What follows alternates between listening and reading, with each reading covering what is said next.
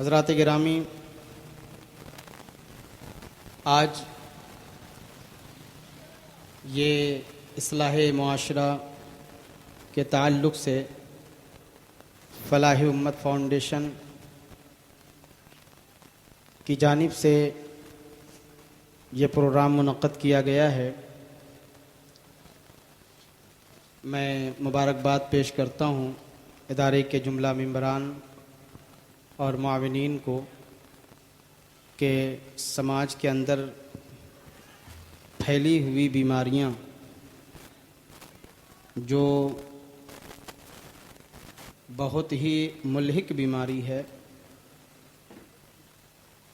ان بیماریوں کا سد باب کرنے کے لیے اور ان بیماریوں کا علاج کرنے کے لیے انہوں نے ایک پہل کیا ہے، کوشش کی ہے۔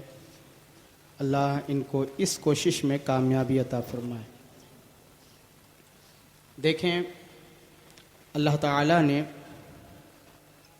ایمان والوں کو یہ پیغام دیا، ہاں ٹھیک ہے، بند کر دو، یہ پیغام دیا کہ اے ایمان والو، اپنے گھر والوں کو، اپنے اہل کو اس آگ سے بچاؤ۔ آگ سے بچانے کا اللہ نے حکم دیا ہے۔ کس کو؟ ایمان والوں کو۔ اور کس کو بچانا ہے؟ گھر والوں کو۔ وَأَهْلِيكُمْ نَارًا، اہل سے مراد آپ کی اولادیں ہیں، آپ کی بیویاں ہیں، آپ کے بچے ہیں، آپ کی فیملیز کے لوگ ہیں۔ یہ اللہ نے حکم دیا۔ تو اب ہر فرد کی یہ ذمہ داری ہے کہ وہ کم سے کم اپنے گھر والوں کا بیڑا اٹھائے اور اس پر نظر رکھے، اور کوشش یہ کرے کہ اگر وہ جہنم کی آگ کی طرف اپنے قدم کو بڑھا رہے ہیں تو ہمیں بچانا ہے، ہمیں روکنا ہے۔ مثال کے طور پر آپ دیکھیں کہ راستے میں کبھی یہ ڈرنک کا ڈھکن کھل جاتا ہے تو لوگ ایک بانس ڈال دیتے ہیں۔ مقصد کیا ہوتا ہے کہ آنے والا کوئی بھی راہگیر اس گڈھے کے اندر نہ گر جائے۔ نشان لگا دیا جاتا ہے، ایک بانس گاڑ دیا جاتا ہے یا اس میں ڈال دیا جاتا ہے تاکہ لوگ دھوکے سے بچیں، اچانک آتے آتے کوئی اس گڑھے کا شکار نہ ہو جائے۔ ٹھیک ہے، اٹھ جائیے۔ تو یہ پیغام اللہ تعالیٰ نے ہر ذمہ دار کو، ہر مومن کو، ہر مسلمان کو قرآن میں عطا فرمایا کہ اپنے گھر والوں کو اس آگ سے بچاؤ۔ وہ آگ جہنم کی آگ ہے۔ ہمیں کرنا کیا چاہیے؟ ہمیں اب دیکھنے کی ضرورت ہے کہ میرا بچہ کیا کر رہا ہے۔ ہمیں اس پر دھیان دینے کی ضرورت ہے کہ میری بیٹی کیا کر رہی ہے۔ ہمیں اس بات پر دھیان دینے کی ضرورت ہے کہ میری بیوی کیا کر رہی ہے۔ اور ہم سب کے اوپر دھیان دیں اور اپنے اوپر دھیان نہ دیں تو یہ بھی ایک بڑا مسئلہ ہے۔ اس لیے ہمیں سب سے پہلے اپنی اصلاح اور اپنی اصلاح کے ساتھ ساتھ اپنی فیملی کی اصلاح یہ ضروری ہے۔ اور جب ہم اپنی فیملی اور اپنے گھر والوں کی اصلاح کر لیں گے، آپ اپنے گھر والوں کی اصلاح کر لیں گے، وہ اپنے گھر کی اصلاح کر لیں گے، پھر برائی بچی کہاں؟ سماج سے تو یوں ہی برائی ختم ہو جائے گی اگر ہم اپنے آپ کو ایمان والا سمجھ لیں اور ایمان والوں کی جو ذمہ داری اللہ نے عطا فرمائی ہے ہم اللہ کی فرما برداری کریں، قرآن پر عمل کریں تو انشاءاللہ تعالی آٹومیٹک یہ ساری برائیاں ختم ہو جائیں گی۔ مگر ہم نہیں کرتے ایسا۔ لو اس کو بول دو بند کر دینے کے لیے۔ ہم ایسا نہیں کرتے،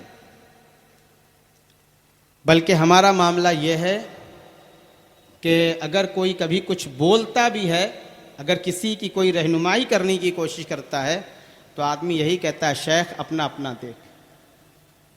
بس ہر آدمی یہی چاہتا ہے۔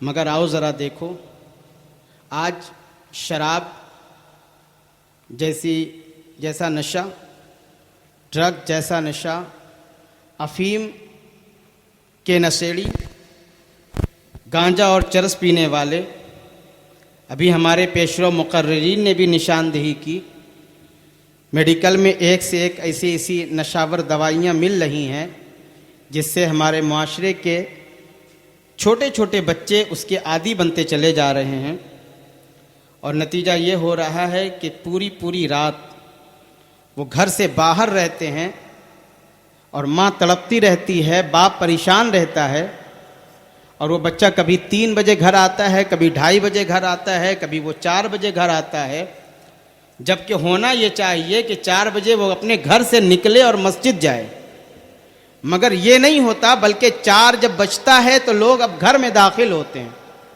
3 بجتا ہے تو لوگ گھر میں داخل ہوتے ہیں۔ میرے بھائی، اللہ نے رات بنائی ہے آرام کرنے کے لیے، دن بنایا ہے کام و عبادت کرنے کے لیے، مگر ہم مشیت الہی کے بالکل اپوزٹ کام کرنے کی کوشش کر رہے ہیں، تو یقیناً اللہ کی مشیت کو ہم پلٹیں گے تو یقیناً ہم پلٹ جائیں گے۔ اللہ کی مشیت نہیں پلٹنے والی ہے، ہم برباد ہو جائیں گے، مگر اللہ کا نظام نہیں بدلنے والا ہے۔ اللہ اپنے نظام کا محافظ خود ہے، اس لیے ہمیں چاہیے کہ ہم اپنے آپ کو بدلیں، اپنے معاشرے کو سنبھالیں۔ میرے آقا صلی اللہ تعالی علیہ وآلہ وسلم نے نشہ کرنے والوں کے تعلق سے بہت سخت حکم عطا فرمایا۔ پہلے تو یہ میں بتا دوں کہ ہر وہ چیز جو کھانے یا پینے میں آئے اور اس کے کھانے یا پینے سے نشہ ہو، شریعت نے اس کو حرام کہا ہے۔ ہر وہ چیز، چاہے وہ مشروب کی صورت میں ہو اور چاہے وہ کھانے کی صورت میں ہو، وہ حرام ہے، جس سے ہوش و حواس کھو جائے، جس سے انسان کی حساسیت ختم ہو جائے، وہ اپنے ذہن و دماغ اور اپنے اختیار کو وہ کھو بیٹھے، وہ شے اس کے لیے حرام ہے۔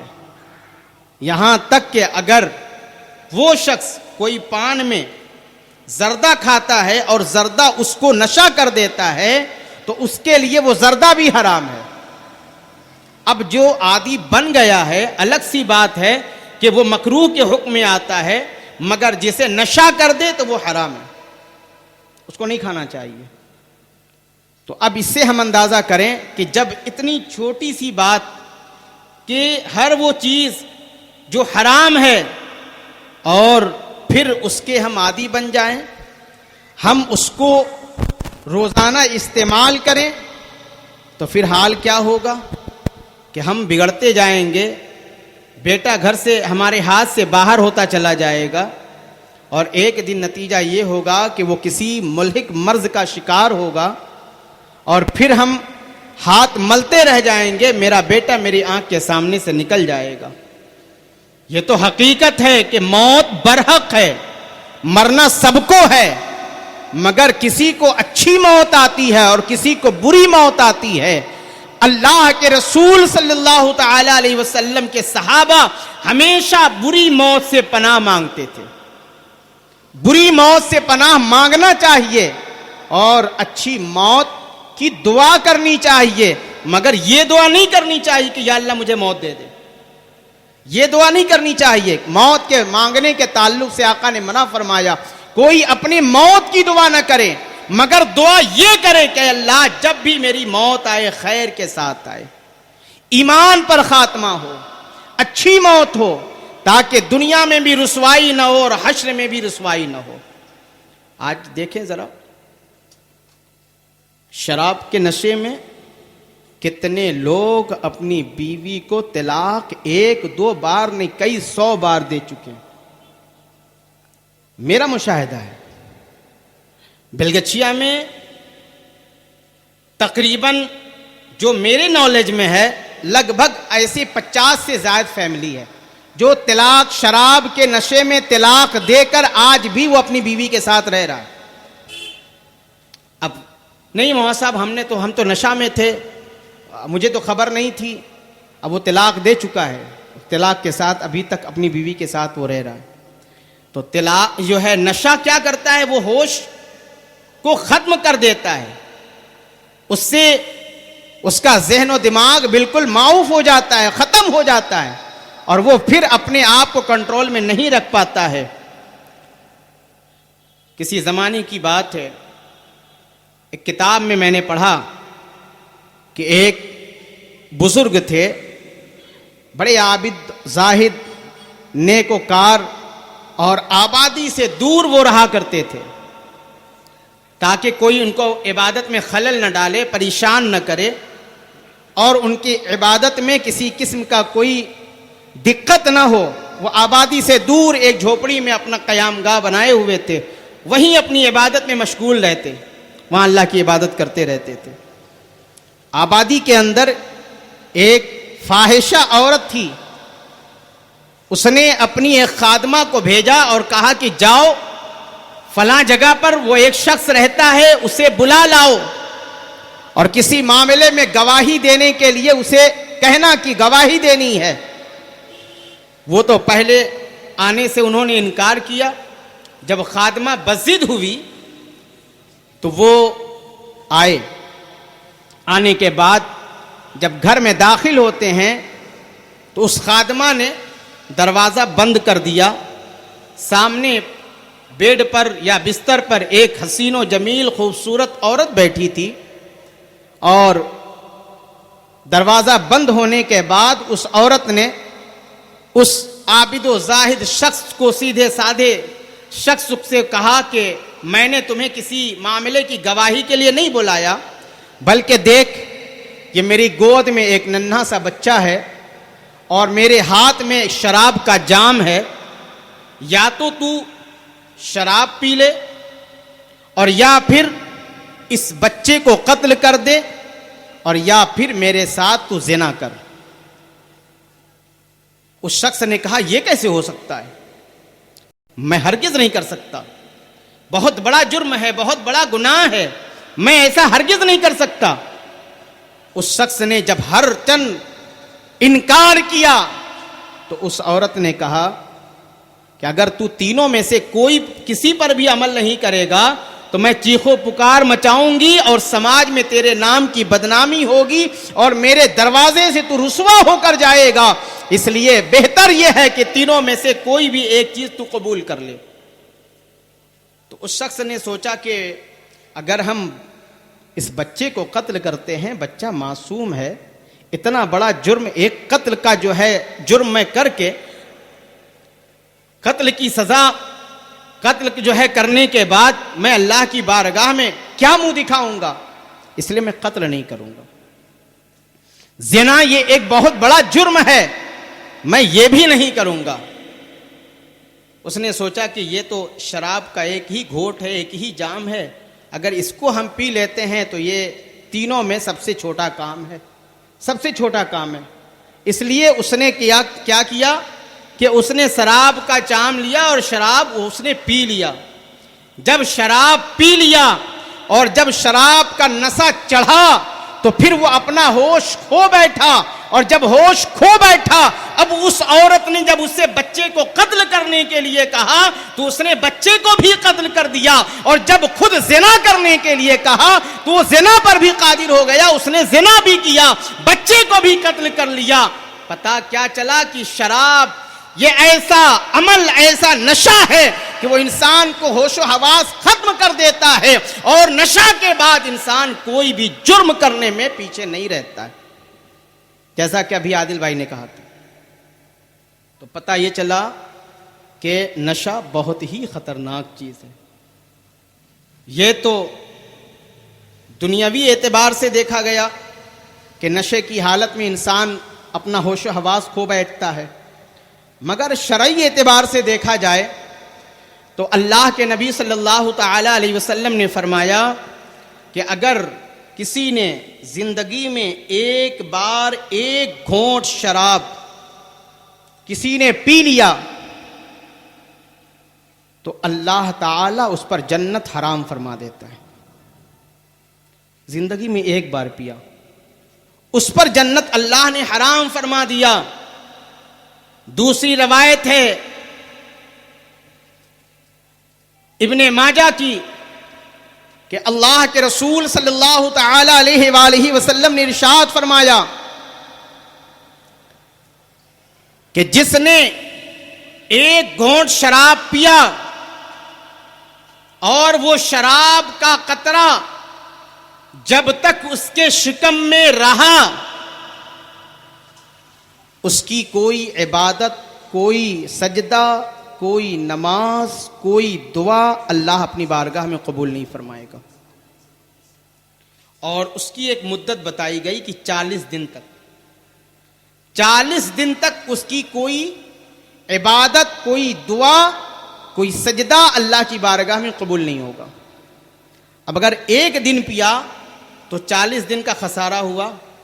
اور پینے والوں کا تو معاملہ یہ ہے کہ صبح میں بھی پی لیتے ہیں، شام میں بھی پی لیتے ہیں، اور نہیں تو ڈیلی نائٹ تو فکس ہے، اور کسی کسی کا سنڈے فکس ہے.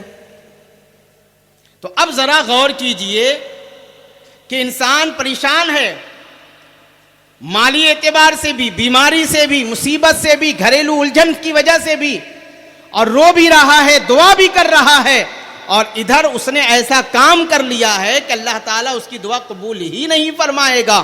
اور وہ کنٹینیو اس پر عمل بھی کرتا جا رہا ہے، ہفتے میں پی رہا ہے، ڈیلی پی رہا ہے، صبح شام پی رہا ہے. بتائیے کہ اس نے کب اللہ کی طرف اپنی دعا بھیجنے کا کام کیا ہے؟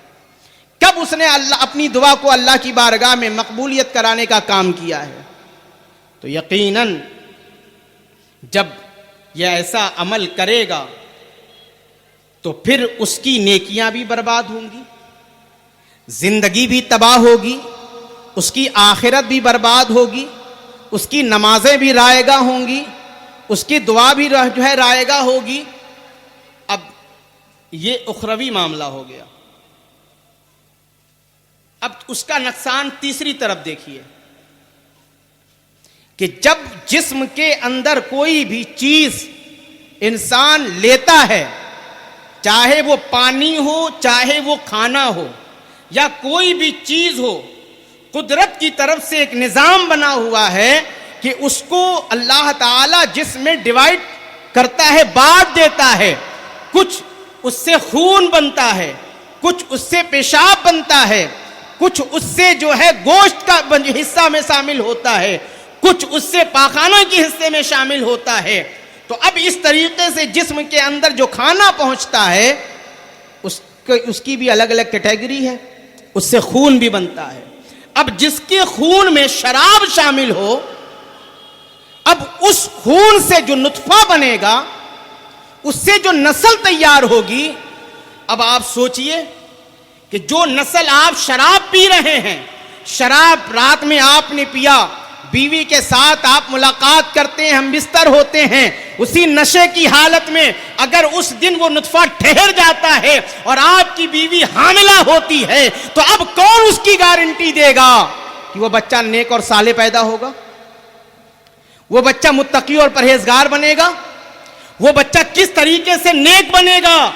یقیناً اللہ کے رسول نے فرمایا اپنے بچوں کو حلال رزق کھلاؤ تاکہ تیرے بچے نیک بنے. اگر حرام رزق کھلاتے ہیں تو بچہ وہ نیک نہیں بنتا ہے. تو جو حرام خون سے پیدا ہو رہا ہو، بتاؤ وہ بچہ نیک کیسے بنے گا؟ وہ ایک نیا جو ہے نیک معاشرہ کیسے بنائے گا؟ وہ کس طریقے سے ایک اچھا ماحول پیدا کرے گا؟ تو یقیناً اب آپ ذرا سوچئے کہ آپ تو اپنی جوانی میں اپنے مست ہو کر آپ نے شراب پیا، آپ اپنی جوانی میں آپ نشہ کرتے رہے، مگر یہ بھگتان آپ کی اولادیں بھگت رہی ہیں. وہ جو لوگ چلے گئے دنیا سے نشہ کر کے، مگر ان کی اولادیں آج بھی باقی ہیں، مگر ان کی اولادیں متقی اور پرہیزگار نہ بن سکی، نمازی نہیں بن سکی، ان کی اولادیں بھی بے راہ ہیں. آج کہیں نہ کہیں ان کے باپ کی یہ خطا ہے. میری بات کو کوئی دوسرے طرف نہ لے جائے، مگر یہ حقیقت ہے، اور حقیقت سے کوئی پردہ جو ہے حقیقت پہ کوئی پردہ نہیں ڈال سکتا. جب آپ نسلاً بعد نسل اس طریقے کے معاملات کو دیکھیں گے تو یقیناً آپ کو کہنا پڑے گا کہ نہیں، کہیں نہ کہیں یہ خطا ہے. یہ نہ سمجھا جائے کہ کہ جب صرف جو ہے ماں کے اپنے شوہر کے علاوہ کہیں اور جائے اور اس سے جو ہے نطفہ آئے تو وہی حرامی ہوگا. نہیں, بات یہ ہے کہ جب نسل میں خرابی ہوتی ہے, جب فصل میں خرابی ہو تو اناج برباد ہو جاتا ہے, اور جب نسل میں خرابی ہوتی ہے تو سماج برباد ہو جاتا ہے. اس لیے ضروری ہے کہ ہم ان تمام باتوں کی طرف دھیان دیں, سمجھیں اس چیز کو, کہاں کہاں اس کا فیکٹ ہو رہا ہے, کہاں کہاں اس سے ہمارا نقصان ہو رہا ہے, کہاں کہاں ہمارا اس سے خسارہ ہو رہا ہے. اور جب ان تمام چیزوں کو کیلکولیٹ کرنے کے بعد جب ہم اس نتیجے پر آئیں گے کہ اگر ہم نشہ کو ہی جڑ سے ختم کر دیں تو انشاءاللہ ایک بہتر اور بہترین معاشرہ جنم لے گا, ایک خوبصورت معاشرہ بنے گا. اور اس خوبصورت معاشرے میں انشاءاللہ جو پڑھے لکھے لوگ ہوں گے وہ اچھے ہوں گے.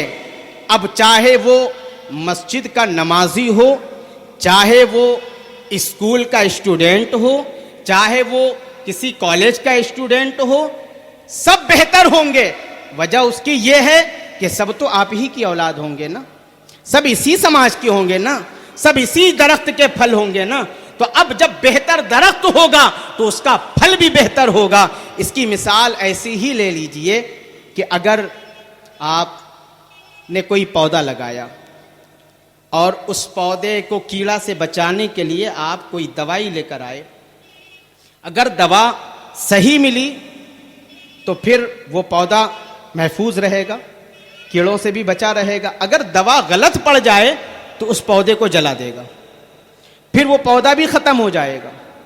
اسی طریقے سے اگر ہم حلال روزی کمائیں اور حلال ہی روزی اپنے بچوں کو کھلائیں اور صحیح طریقہ اپنے بچوں کو سکھائیں اور خود بھی ہم حلال کھائیں تو انشاءاللہ جو ہماری آنے والی نسلیں ہوں گی, جو ہمارے آنے والی پیڑھیاں ہوں گی, جو ہمارے آنے والی پشت ہے, یقیناً ایک بہتر معاشرہ بنے گا اور ایک بہترین جو ہے سماج تیار ہوگا.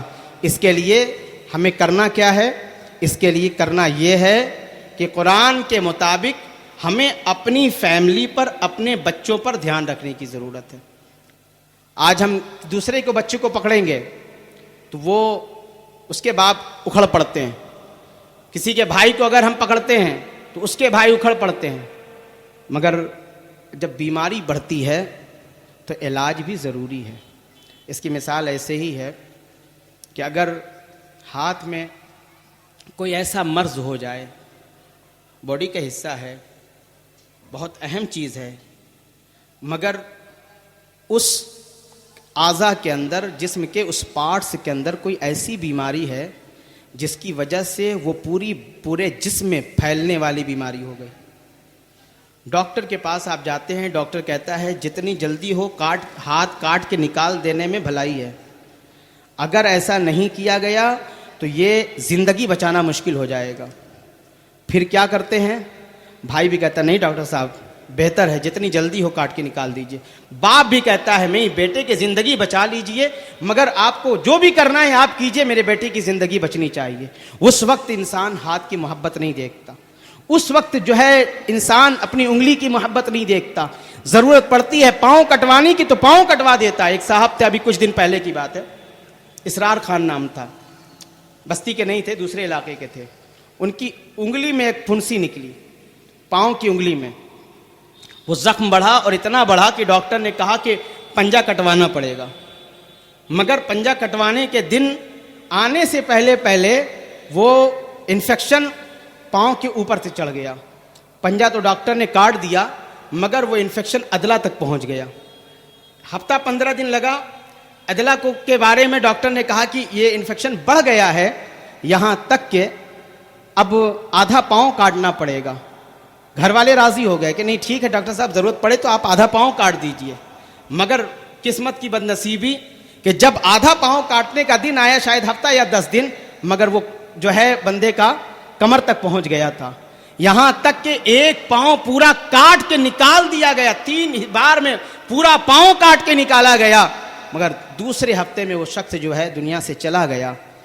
مقصد میں بتانا یہ ہے کہ اگر سماج میں ایسی بیماری پھیل جائے تو ہمیں متحد ہو کر اس بیماری کا علاج کرنے کی ضرورت ہے. اگر ہم خاموش رہ گئے تو یقیناً کل آپ کا بیٹا، پرسوں میرا بیٹا، پرسوں ان کا بیٹا، اس طریقے سے پورے سماج میں یہ بیماری پھیل جائے گی اور ہم کچھ نہیں کر پائیں گے. یہاں تک کہ جیسے آپ کا گھر برباد ہو رہا ہے ویسے ہی ہمارا بھی گھر برباد ہو جائے گا. ہم کان آنکھ بند کر کے رکھے رہ جائیں گے یہاں تک کہ اس پریشانی سے ہمیں بھی جوجھنا پڑے گا. اس لیے ضروری ہے، اس سے پہلے بھی میں نے لوگوں کو بیدار کرنے کی کوشش کی الاصلاح فاؤنڈیشن کے ذریعہ. بیلگچھیا چوک بازار میں بھی میں جو ہے اس تعلق سے جو ہے اصلاح معاشرہ کے تعلق سے ہم نے ایک پروگرام کیا تھا. بیلگچھیا لال میدان میں بھی ہم نے ایک پروگرام کو کیا تھا اور اس پیلس پر، اس جگہ پر بھی جو ہے اصلاح معاشرہ کے نام سے پروگرام ہوا تھا. مقصد کیا تھا کہ قوم بیدار ہو، امت مسلمہ بیدار ہو اور اپنے اندر جو بیماریاں پیدا ہو رہی ہیں، جو خرابیاں پیدا ہو رہی ہیں، جو برائیاں پنپ رہی ہیں، ہم اسے ختم کرنے کی کوشش کریں. اور یہ کیسے ختم ہوگا؟ جب تک ہر باپ اپنی ذمہ داری ادا نہیں کرے، ہر باپ اپنی ذمہ داری ادا کرے، ہر ماں اپنی ذمہ داری ادا کرے تو انشاءاللہ تعالی بیماری بہت تیز صحیح ہوگی. اور صرف اگر جو ہے فلاح امت فاؤنڈیشن یا الاصلاح فاؤنڈیشن یا کوئی ایک ادارہ کھڑا ہو کر کے آپ کو آواز دیتا رہے گا اور آپ مڑ مڑ کے جاتے رہیے گا تو انشاءاللہ تو معاملہ یہ ہوگا کہ وہ بیماری صحیح نہیں ہوگی اور سماج سے وہ پریشانی ختم نہیں ہوگی. آج جس طریقے سے نشے کے تعلق سے جو ہے فلاح امت فاؤنڈیشن نے کام کیا ہے، یہاں پر آپ کو اپنی بچیوں کی طرف بھی دھیان دینے کی ضرورت ہے. جس وقت یہاں پہ پروگرام ہوا تھا اس سے پہلے 2 پروگرام میں نے کیا تھا لال میدان میں اور بیلگچھیا چوک بازار میں. تیسرا پروگرام یہاں ہوا تھا اور میری خواہش یہ ہے کہ بیلگچھیا کے ہر موڑ پر پروگرام ہو، مگر درمیان میں میری طبیعت اس قدر ناساز ہو گئی کہ اس پروگرام کو میں نے ابھی تھوڑی دن کے لیے روک رکھا ہے. انشاءاللہ اس کام کو کریں گے. مگر میں آپ کو ایک رپورٹ بتا رہا ہوں کہ اس کے بعد میرے پاس تقریباً بیلگچھیا کی 5 لڑکیوں کی خبر آئی کہ جو غیر مسلموں کے ساتھ ان کا ساٹھ گاٹھ ہے اور ان کی جو ہے محبت کا چکلس غیر مسلموں کے ساتھ چل رہا ہے. تو اس طریقے سے بے دینوں کے ساتھ، غیر مسلموں کے ساتھ ہمارے معاشرے کی لڑکیاں بہک رہی ہیں، ہمارے محلے کے لڑکے بہک رہے ہیں. تو ہمیں چاہیے کہ ہم ان تمام چیزوں پر دھیان دیں اور دھیان دے کر اپنی سماج، اپنے گھر والوں کو، اپنے لوگوں کو ہم اس آگ سے بچائیں جس کے ایندھن انسان اور پتھر ہیں، جس کا ذکر اللہ نے قرآن میں فرمایا اور ایمان والوں کی ایک بڑی ذمہ داری دی ہے. تو اب ہم ایمان والے ہیں، ہماری یہ ذمہ داری ہے. آپ ایمان والے ہیں، آپ کی یہ ذمہ داری ہے کہ آپ اس کام میں بڑھ چڑھ کر حصہ لیں اور قوم کے اندر، سماج کے اندر، معاشرے کے اندر، بالخصوص مسلم معاشرے کے اندر جو برائیاں پھیلی ہیں اسے ختم کرنے کی کوشش کریں.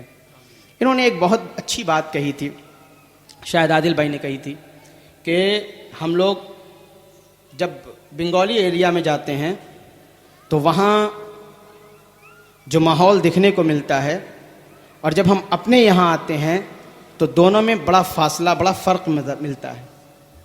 آپ جانتے ہیں سیاسی لوگ میری بات سے بھلے متفق ہوں یا نہ ہوں، مگر اس میں سیاست کا ایک بہت بڑا رول ہے، بہت بڑا رول ہے.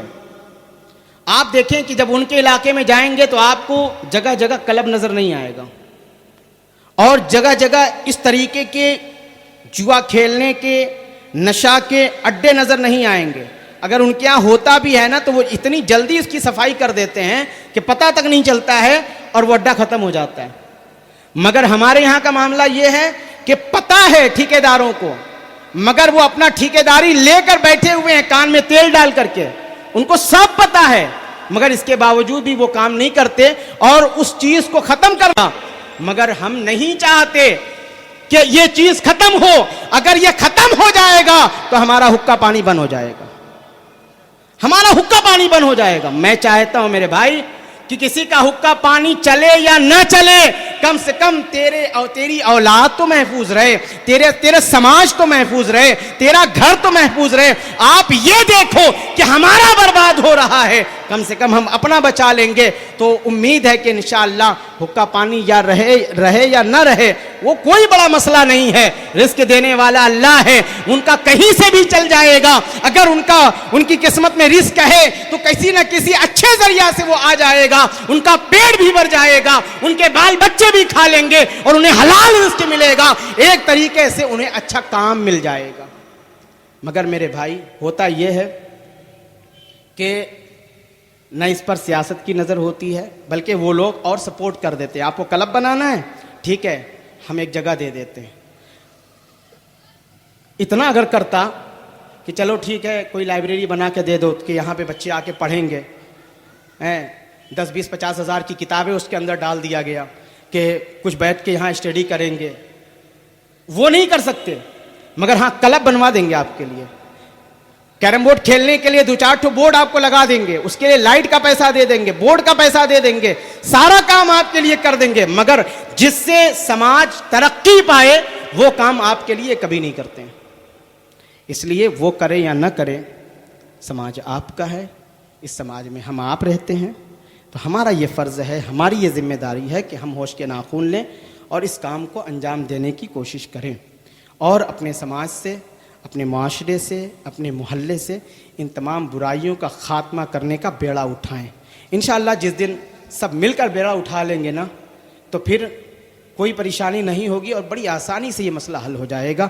جیسے کہ ہم نے کہا کہ جسم میں اگر کوئی ایسا پارٹس بیمار ہو جائے کہ اسے کاٹنا پڑ جائے تو کاٹ دیا جائے، اسی طریقے سے تھوڑی دیر کے لیے اگر وہ نوجوان، وہ شخص آپ کے درمیان میں ہے اور وہ نشہ نہیں چھوڑنا چاہتا، مگر آپ اس کے پیچھے لگ جائیں اور کوشش کریں کبھی محبت سے کبھی سختی سے، تو انشاءاللہ تعالی وہ بھی صحیح ہو جائے گا، تو اس کا بیٹا بھی صحیح ہو جائے گا، اس کے گھر کے لوگ بھی صحیح ہو جائیں گے۔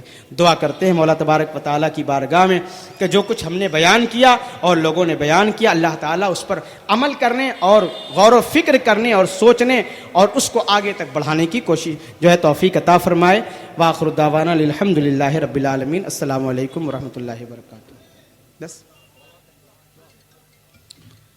اعوذ باللہ من الشیطان الرجیم، بسم اللہ الرحمن الرحیم۔ اللہم ربنا آتنا فی الدنیا حسنۃ وفی الآخرۃ حسنۃ وقنا عذاب النار وقنا عذاب القبر وقنا عذاب الحشر وقنا عذاب النشر وقنا عذاب الدین وقنا عذاب الدارین۔